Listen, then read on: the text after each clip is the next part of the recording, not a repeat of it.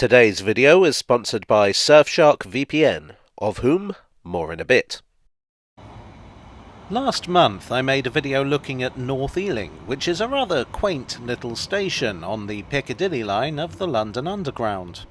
Well, today we're going to look at a station that is the absolute opposite, but is just one stop along the line. We are looking at Park Royal. Park Royal is a station I've never paid all that much attention to up until now, and I don't know why, because it's a pretty spectacular station, as suburban stations go. I mean, it's got lots of period features, it's got a tower, I love a tower, and it's really well integrated with the buildings around it. So what's the story? Well, first of all, this is not the original Park Royal station. The first station was called Park Royal and Twyford Abbey, and it opened in 1903. It was here. You can't see, well, anything to indicate that a station was ever here, because it wasn't much of a station. It was basically a halt. Wooden platforms, corrugated iron shelters. It was thrown up in a bit of a hurry. These days, the line is part of the Piccadilly line to Uxbridge, but back then it was part of the District Railway's branch to South Harrow. The District Railway, which is now the District Line of course, was a company always looking to take advantage of opportunities to make money. And that's what Park Royal and Twyford Abbey was for. The Royal Agricultural Show was to be held at the new Park Royal Showground from the 23rd to the 27th of June 1903. And so the District Railway built the station specifically to serve that. In fact, this branch line was opened on the 22nd of June specifically in order to capitalise on that traffic. Honestly, it was a different world. An agricultural show at Park Royal, and one so popular that they could justify giving it its own station. Now, we may be at Park Royal, but do you know what's a royal pain in the backside? Insert seamless transition here. The internet. You've got region locked, you've got censorship, you've got all sorts of terrible people trying to spy on you, but fortunately for you, things don't have to be that way thanks to this video's sponsor, SharkVPN. Surfshark uses advanced encryption to disguise your online presence.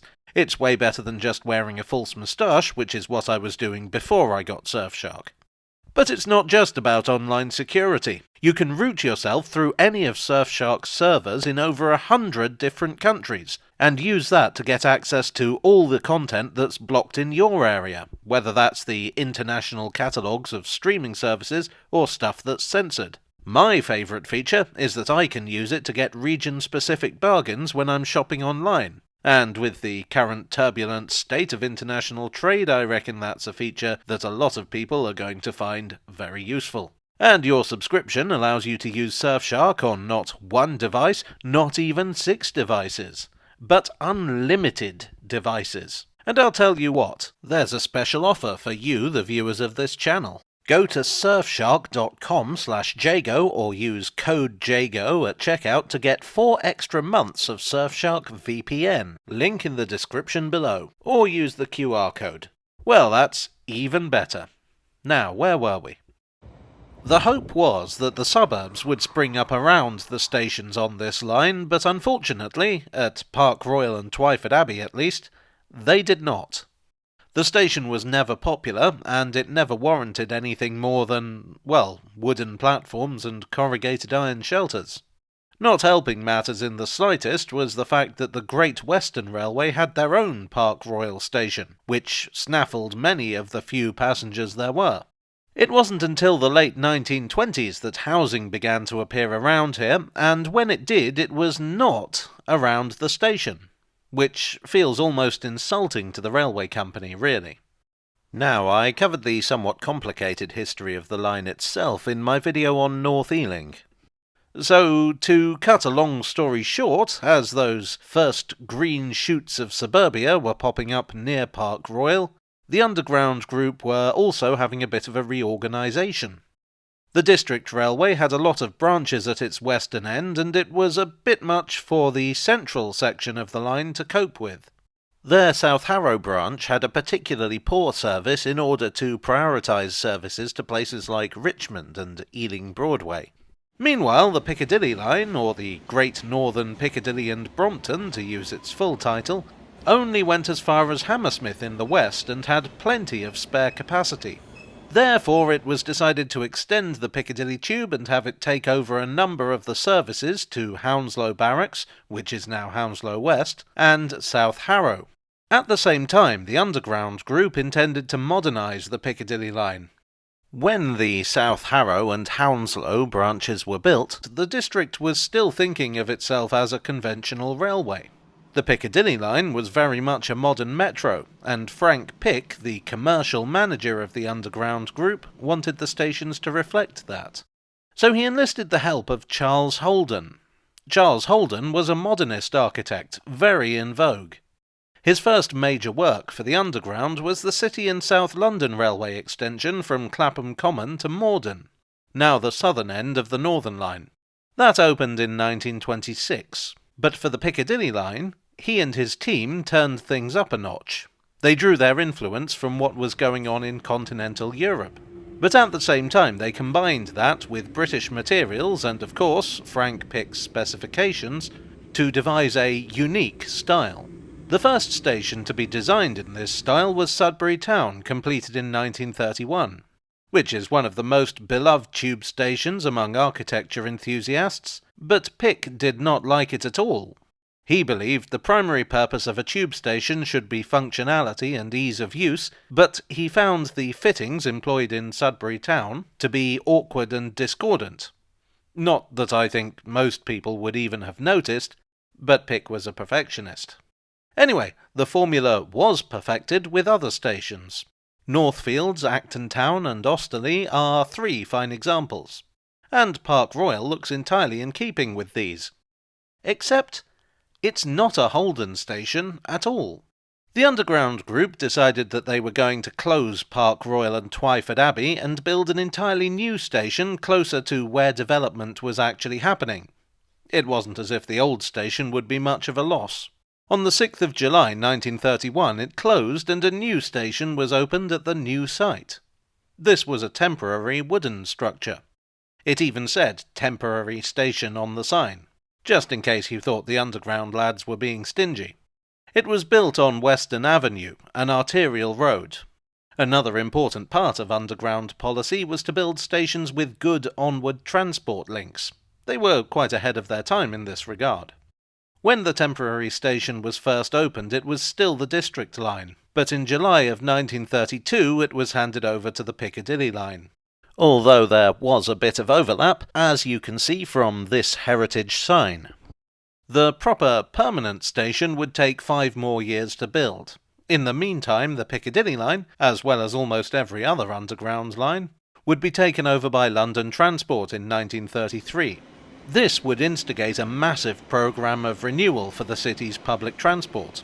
The Piccadilly line had work still to be done, of course, but now there was the political wherewithal to fix everything. Not the money so much, but that's another story. Anyway, the amount of building work on the Underground in the 1930s was truly phenomenal, so I don't think we can blame Charles Holden for farming some of the work out. Park Royal was designed by the firm of Welch and Lander. The Lander in Welch and Lander was Felix Lander, who was one of Holden's former assistants. The Welch was Herbert Welch. Of course, Lander had that connection to the Underground already in place, but Welch and Lander also had experience working on garden suburbs, building houses that were modern but with old-fashioned stylistic aspects. This made the firm pretty well suited to adopting Holden's style. While his modernist stations were bold, they were also designed to fit into their surroundings. The concept of a tower at Park Royal is nothing novel for an Underground station. It's quite a common feature on the tube, especially the Piccadilly line. It's a good way to advertise the station's presence. But the one at Park Royal is the tallest. I visited during the day, but by night this tower is illuminated. The windows around the top of the drum-shaped booking hall mean that the entire station glows invitingly in the darkness.